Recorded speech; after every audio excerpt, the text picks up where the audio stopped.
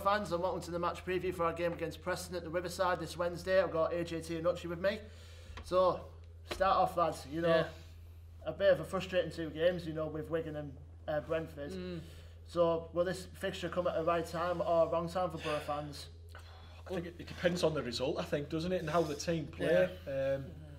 It's a tough one. I mean, the only good thing about being in the Championship is that you have a quick turnaround of games. I think if we had to fester on that result now for a week, you'd be probably like thinking, oh, that would be really negative and bad. But I think it's good that there's a game coming around this Wednesday. Absolutely agree, yeah. Like I say, Joe, I don't know, man.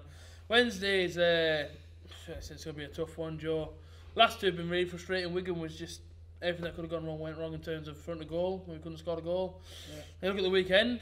One man made the decision and it didn't work out for him. So, you know, the best we can do now is probably have a game straight away to try and put that behind us and try and be positive again. Well, the fans definitely got on Pulis' back after Brentford, and we definitely saw why. You know, the same decisions change games, and obviously we made a wrong change for a wrong place, basically. Some people will say we replaced Tony Pulis' baseball cap with a dunce cap after the game. Ooh. Bit harsh. I think that is harsh. That's a little bit harsh, isn't it, I think he did get it wrong on Saturday. He sort of held his hand up a little bit and admitted it in a roundabout way that he maybe did get things wrong at the weekend. I made a mistake. But I mean, yes, he did make a mistake. For me, he's still in credit over the season for what he's done, for where we are in the league with what we've got at our disposal. I personally still think he's in credit for what he's done for us this season. 100%. No, he can't go unnoticed. He came here with no money. He's offloaded what he's offloaded. He's brought in George Savile. That's a bit of money he did spend. And if we forget, you know what I mean? Obviously, he went and brought in the African Zidane. And the season's not over. I think that's it. Everyone's a little bit down in the dumps at the minute. The thing is, we're still in the top 6. Well, that's it. 11 games to go. Great chance of getting the playoffs. And once you're in the playoffs, you've got as equal chance as 3 other teams of getting promoted. And if we get promoted, it's a great season, isn't it? No, absolutely. Definitely, you know, now going on to Wednesday night, Preston, they're a team, you know, they're scoring goals for fun. I think they're 10 unbeaten now in the league. Last 6, they've won 4 and they've drawn 2.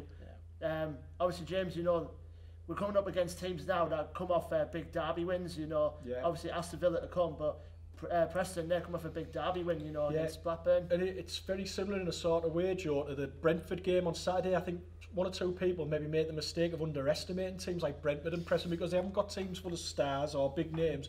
But they're an established Championship team, play decent football and they get results. It's going to be a hard game on Wednesday night. I don't think anyone should be under any illusion that it's going to be an easy game or anything like that. Like you just said there, Joe, 10 games undefeated. To go 10 games undefeated in the Championship, a league like the Championship, it takes some doing, doesn't it, mate? Massive. Like I say, I remember last year when Millwall beat us. What about 8, 9 games unbeaten? And like I say, for a team that's doing it and comes to the Boro, it's one to be looking out for, Joe, you know. We can't take these for granted. We can't underestimate them. Because I feel like on Saturday, including myself, I feel like a lot of Boro fans did underestimate Brentford to an extent. And I think even the players did on the pitch after all. I think we sort of underestimated just how good of a football side they are. For a team now that's coming off the back of a derby win, like Preston are, they come here and again, like I say, they're no real big names, but listen, man, what it is they're a team full of ideas and grafters, and when they put it all together, that's how Preston get results.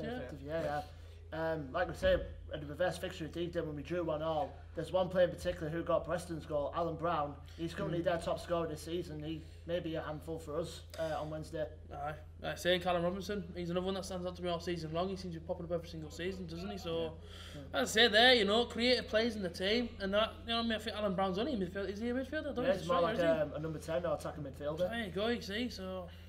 I think it's going to be a tough game Wednesday night. Massively. And, what you will get from Preston when I've seen them in the past and when they've played against the Boro and when I've watched them on the television, they're a very high energy team. They'll get amongst us, they'll put themselves about, and I don't think they'll give us much peace. I remember in the game here last season, we drew 0-0 at the start of the season, one of Monk's first home games, and I think we were very fortunate to get a point that day. Yeah, we were. Now I think if you spoke to a lot of Boro fans now, if we get a point on Wednesday night, I think people will be disappointed. So it's going to take a hell of a performance, I think, to win on Wednesday. Would you be disappointed getting a point against Preston? Yeah, because they are 10 games unbeaten. You've got to show a bit of respect. That's my worry, Joe. After that, you've got Villa away, Norwich at home, Bristol City at home. You're going to have to win. I think They're at least gonna, two of those 4 games to still be in the top 6. Fair play, fair play. And I think Wednesday's got to be the one, and you don't want to put undue pressure on the lads and that, but I think realistically, if you want to be top 6, that's a game you've got to win on Wednesday. And that's not undermining press, it's just looking at the fixtures we've got ahead. You're right. I think we've got to win that one on Wednesday. I feel like we win on Wednesday, you've got to then go and build on it. I mean, Villa's a massive game. But listen,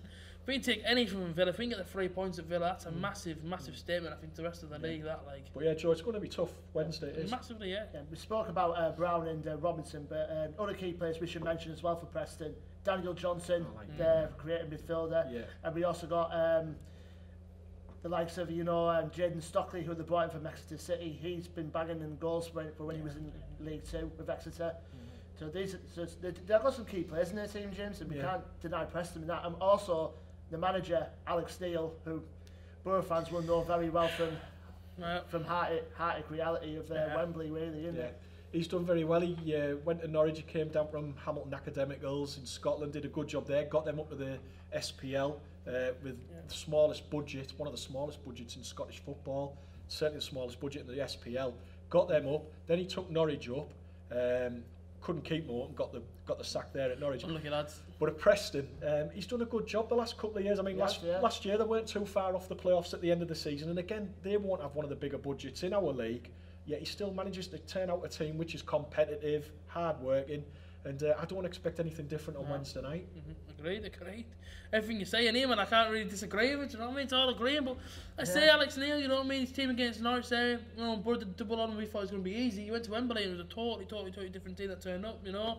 As I said earlier on, you know what I mean? They took over mid-season there before they got to Wembley, didn't they? That's it, you know what I mean? But as I said there, you know what I mean? They're a team full of grafters, and they're not going to be sort of a team that's going to come here and back down to you. They're not going to be a pushover. They're flying. The 10 games unbeaten, home and away. They're absolute flying. They're banging the goals in, and it seems like everyone that they come up against, they're not scared of them. They're just going to get at you and try and win the game of football. I agree, man. Yeah, like I said, the games that could define our season, like you said, Norwich, Villa, Norwich, and Bristol City to come. Yeah. I mean, I think also going into the playoffs run, I think we've not got the easiest run of the games leading up to them, and that's the thing that worries me. We have to just get on with it, Joe. We have to just get on with it, mate. At the end of the day, you know what I mean? They are the fixtures. You know what I mean? We've known it all season long, and they're going to be tough games coming up, but.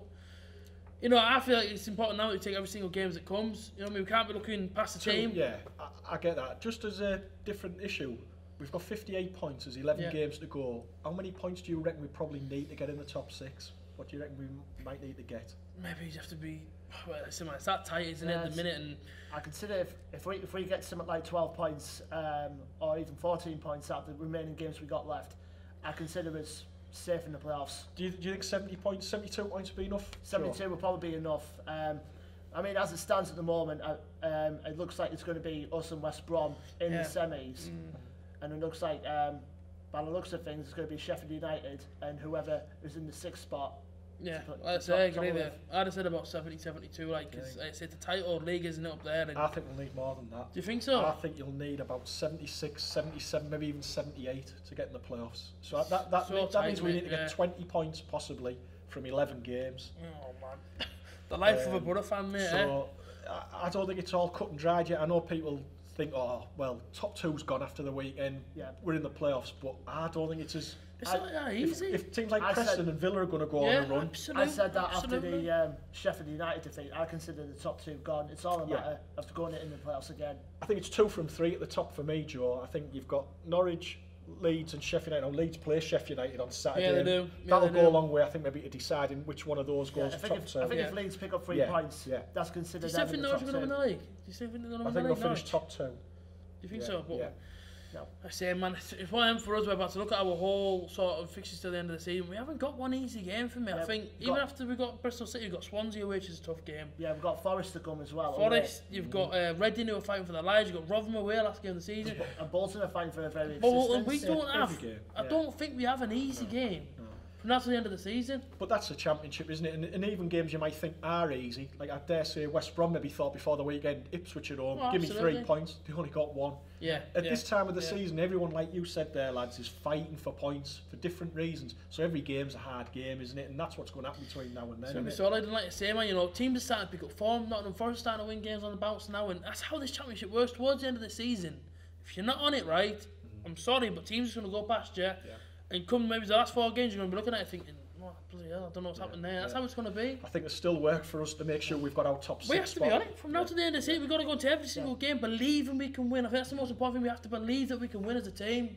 Because we can't go into it thinking, it's only Preston. No. We have to go into believing in ourselves and believing in our ability. You know what I mean?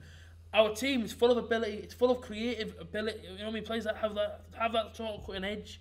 But we all come together, and like we've seen it against Leeds at home, one of the best home performances we've seen in a long time. If we play like that every single game, teams will struggle to beat us. Home or away, teams will struggle. They really would.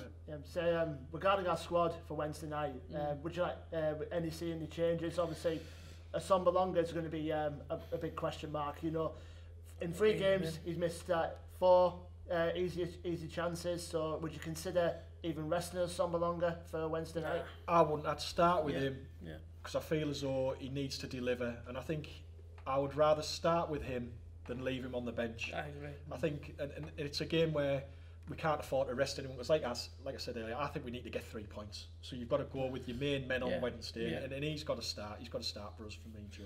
100%. I agree, mate. Like I say, man, there's no point resting him. I think, especially for his confidence as well. You know what I mean? He's got to get a goal, Joe. So leave him in there. Like I say, you know, if he can get a goal, if he can get a goal early on. I said a goal. Then if he can get a goal early on, then he's going to move on to bigger and better things in that game. Isn't he? That's going to come over there, man. Too much time on Tinder again. Whoa! I'm not on it. I came off it. Look, man, I checked before. It's not on there, no man. I promise you. Anyway, all seriousness, guys. I'm sorry. It wasn't me. In all seriousness, guys, now going to predictions for Wednesday night. AJ, we'll start with you. Not confident. To be completely honest with you, I'm not confident, Joe. I take a 1-0 Boro, mate. James? I think it'll be a nervy night because I think the crowd will be a bit edgy to begin with, which is understandable given our own form this season. So I think the crowd will be a bit edgy, but I think if we get the first goal, I don't think it'll be a repeat of what happened on Saturday. So I think we might get an early goal. It might be a bit nervy in between, but I think we'll see the job through 2-0. Yeah, as far as I go, I think I'm going to be on the fence here. I'm going to make a big gamble of it. I'm going to say 3-2 Boro, lads. 3-2? 5 goals at Matchn on the Riverside. I would not mind that. I'm feeling optimistic about this one. You'll get the next round in, mate. Yeah. Anyway, AJ, Hutchie, thanks for joining us. Like I said, Boro fans, our social media links will be in the bottom below. We'll always be at Dockside Road after the game for all your post-match interviews. Don't forget to like, share and subscribe as well. Until then, we'll see you guys on Wednesday. Up the Boro.